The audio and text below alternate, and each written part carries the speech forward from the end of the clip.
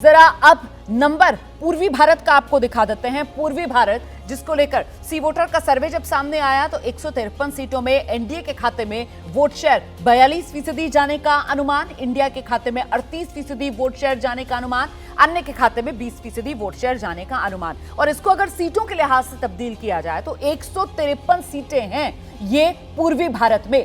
NDA के खाते में इन 153 में से 80 से 90 सीटें जा सकती हैं, इंडिया के खाते में 50 से 60 सीटें जा सकती हैं, अन्य के खाते में 10 से 20। और महत्वपूर्ण इसलिए हो जाता है क्योंकि 2019 की अगर बात की जाए तो इन 153 में से एनडीए के खाते में गई थी 101 सीटें और इंडिया गठबंधन का जो खाता है, कांग्रेस प्लस का खाता, उसमें 12 सीटें गई थी, जो इस बार नंबर काफी बढ़ा हुआ यहां पर नजर आ रहा है।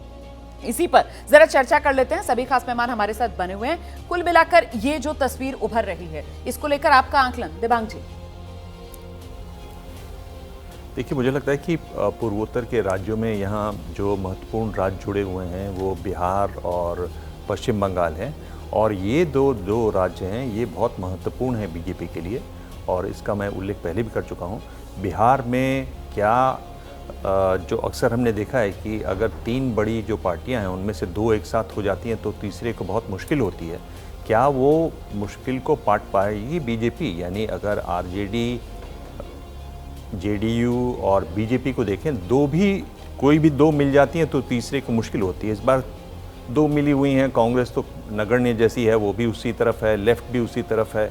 क्या उस हालत में ये निकाल पाएंगे? ये एक बहुत बड़ी चुनौती हो जाती है। और मेरे ख्याल से जो बीजेपी की अपनी अंदरूनी बैठक हो रही है उसमें भी इस बात का उल्लेख हो रहा है कि बिहार पर हमें ध्यान देना है, महाराष्ट्र पर ध्यान देना है। ये दोनों राज्य बहुत महत्वपूर्ण हो जाते हैं इसी वजह से। और ये जो हमारे पास सर्वे है, मुझे भी जो निजी तौर पर इंटरेस्ट होगा वो ये देखने में होगा कि मणिपुर के बाद जो पूर्वोत्तर के बाकी राज्य हैं वहाँ पर क्या असर होता है, क्योंकि वहाँ बीजेपी ने काफ़ी अच्छा किया हुआ। मुझे लगता है कि उसकी छाया मणिपुर में जो हिंसा हुई उसकी छाया बाकी राज्यों पर दिखाई देगी। ठीक है विनोद जी, दक्षिण में बीजेपी बढ़ नहीं पा रही है जिस रूप में बढ़ना चाहिए या वो खुद उम्मीद कर रही थी। पूरब और पश्चिम दोनों तरफ वो जो गठबंधन के साथी थे वो साथ छोड़ चुके हैं, और ऐसे में अब समीकरण इस रूप में बदले हुए हैं कि 2019 के मुकाबले वहां पर कुछ दिक्कत में बीजेपी नजर आ रही है। और जो उत्तर पर पूरा दारोमदार था तो वो तो 2019 में भी एक तरीके से जो कहा जा रहा था कि साहब पीक हासिल कर ली है, तो उस पीक को मेंटेन करते हुए या उसको, क्योंकि ज्यादा गुंजाइश भी नहीं वहां पर और इंप्रूवमेंट की, फिर भी वहां पर इंप्रूव करती हुई पार्टी की टाली नजर आ रही है। तो ओवरऑल पिक्चर आपको क्या लग रही है? नहीं, मुझे लगता है ओवरऑल पिक्चर ये है कि बीजेपी की चुनौतियां उन राज्यों में हैं। देखिए, 2019 का एनडीए और 2024 का एनडीए में बहुत फर्क है। 2019 का एनडीए में जेडीयू उसके साथ था, अकाली दल साथ था, शिवसेना साथ थी, ये तीन बड़े दल साथ थे, एआईडीएमके भी साथ थे। चार बड़े दल जो है जिनकी ताकत अपने अपने राज्यों में है वो साथ थे। लेकिन इस बार एनडीए को अगर देखें तो बीजेपी के अलावा बड़ी पार्टी है कौन? रामदास अठावले हैं, अनुप्रिया पटेल हैं, जीतन राम मांझी हैं, यही सब तो है ना। जेडीएस है, जेडीएस तो अभी आया है।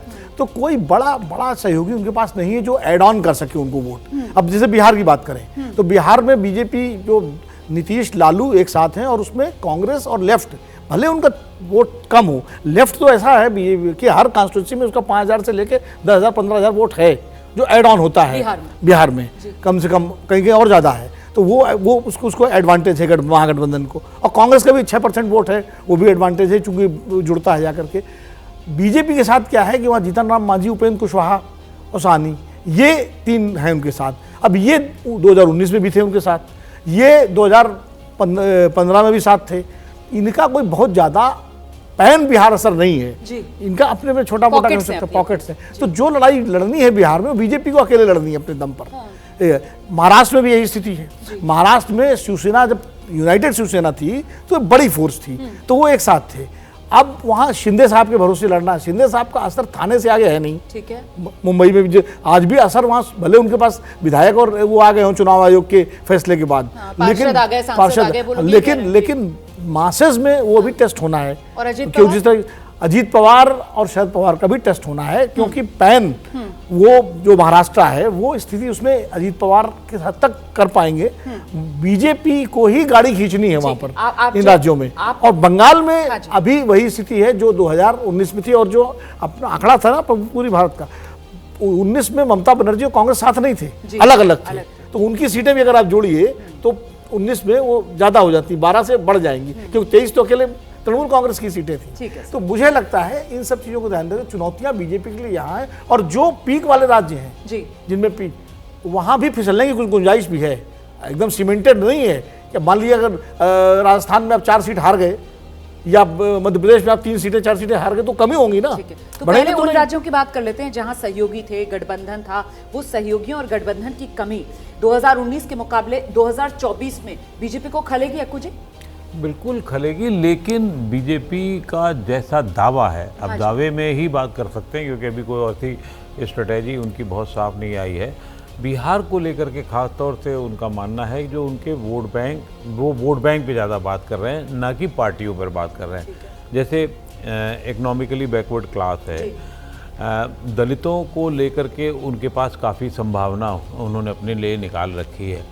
किस हद तक वो वहाँ तक पहुँच पा रहे हैं, क्या जो बेनिफिशियरी वाला फ़ायदा है उसको किस हद तक उठाएंगे, और ये फोकस उसी पर हो रहा है। जो जनरल सेक्रेटरी वहाँ पर लगाए गए हैं काम के लिए इसमें, और जो प्रभारी के तौर पर काम कर रहे हैं, वो भी उसी रणनीति में लगे हैं। अब मैं नहीं कह सकता कि कहाँ कितनी तक किस हद तक जाएगी, लेकिन एक संभावना वो खोज रहे हैं, और बीजेपी को यही संभावनाएं ही खोजनी होंगी दलों के अलावा। अगर बीजेपी दलों के अलावा अपने वोट बैंक पे ज़्यादा फोकस करेगा, अपने नए वोट बैंक, क्योंकि अब सबसे बड़ी दिक्कत बीजेपी के सामने है कि नया वोट बैंक कहाँ से लाए वो सब जितने सोर्सेज थे उनको कर चुकी है। अब वो नए वोट बैंक दूसरे के वोट बैंक को हटाकर, चुरा कर, किनारे करके ला करके तब वो अपने साथ ला सकती। पूरी कोशिश, स्ट्रेटजी जो मेरे जानकार या मेरे लोग बताते हैं वो इसी पर है, और शायद उसी पे वो काम करना चाहते हैं वो। ठीक है सर, मैं आती हूँ आपके पास, जरा सा 1 मिनट।